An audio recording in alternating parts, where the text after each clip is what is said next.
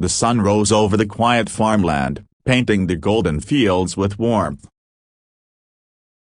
Emma, an 8-year-old girl with straw blonde hair and a heart as big as the sky, was already up, feeding the chickens before school.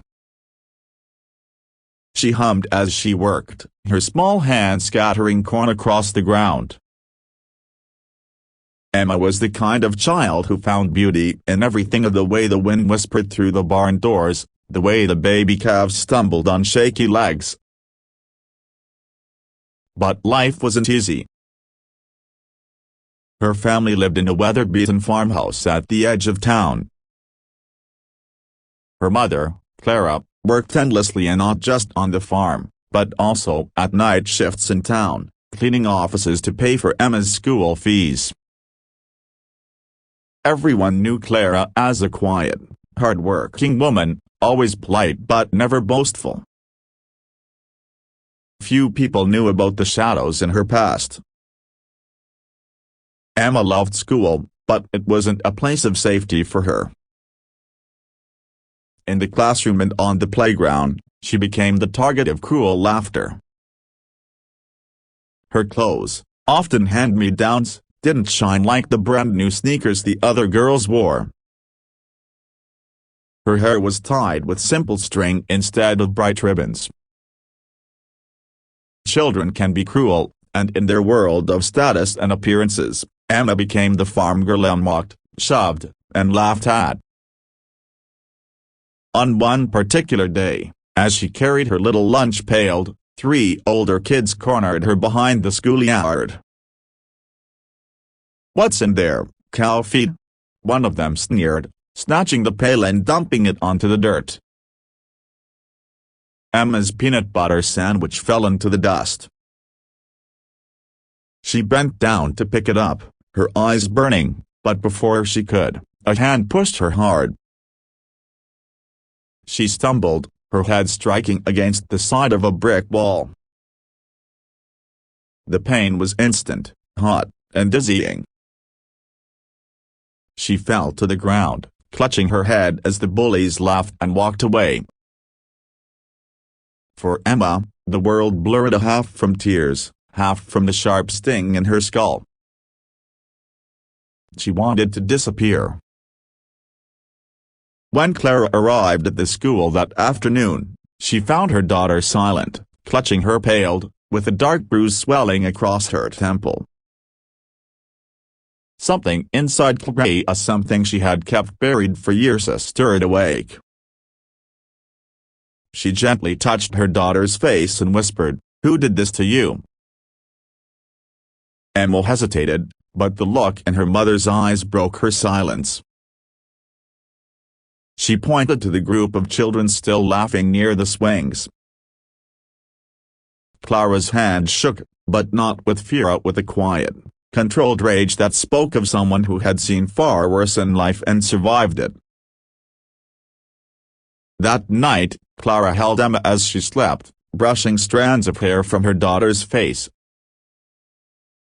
The farm was silent, but Clara's mind wasn't.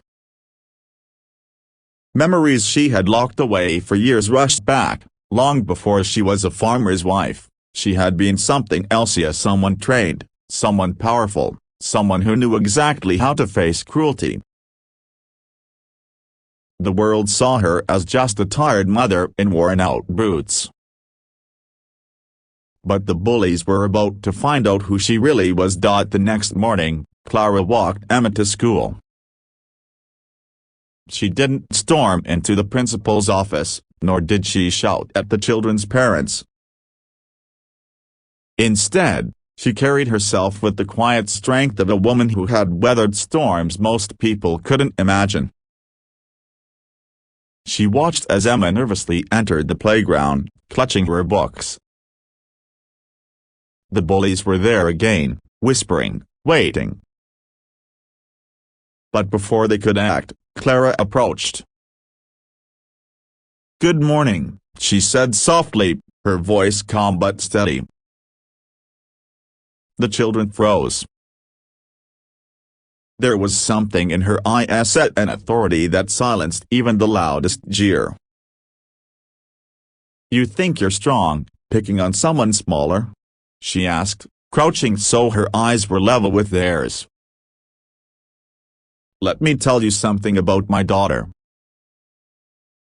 She is stronger than any of you will ever be. Do you know why? Because every day she works harder, gives more, and endures more than you can imagine. She will grow into someone who lifts others while you are still learning not to tear them down."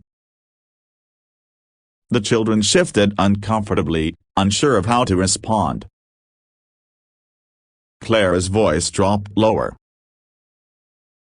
"You don't know who I am. And that's fine. But know this, I don't raise victims. I raise warriors. And if you lay a hand on her again, you'll discover just how serious I am." The bullies, for the first time, looked afraid.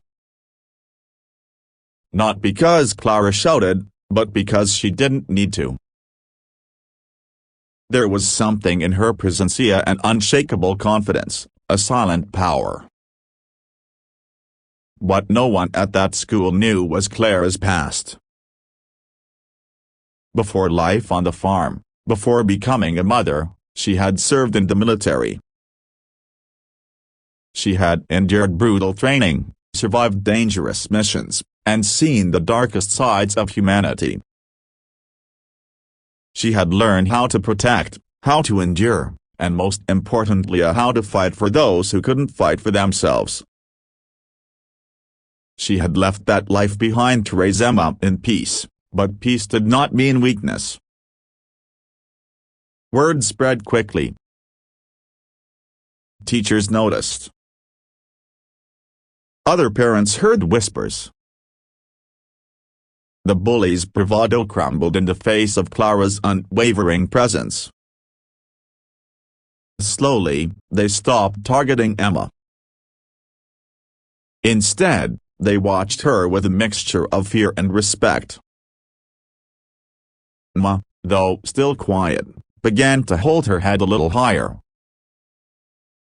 She realized that her mother's strength wasn't just in muscles or mental, it was in her love, her patience, and her refusal to let cruelty win.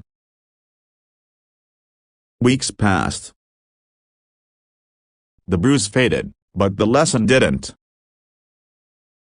The bullies had discovered the truth: Emma wasn't just the farm girl. She was the daughter of a woman who had faced wars, both on the battlefield and in life, and had chosen love as her weapon. And so, Emma grew not into a victim, but into a girl who understood that strength isn't loud or cruel. Strength is quiet. Strength is kind. And sometimes, strength is simply the love of a mother who will never, ever let her child stand